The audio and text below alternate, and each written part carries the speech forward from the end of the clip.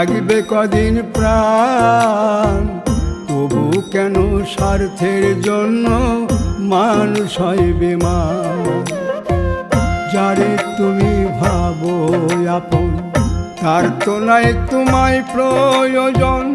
তোমার বুকে রাইখা মাতা খুঁড়তাছে কবর রে, খুঁড়তাছে কবর।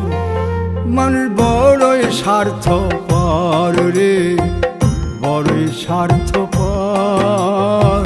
বুকের মাঝে জায়গা দিলে যতন কইরা ভাঙ্গে রে অন্তর।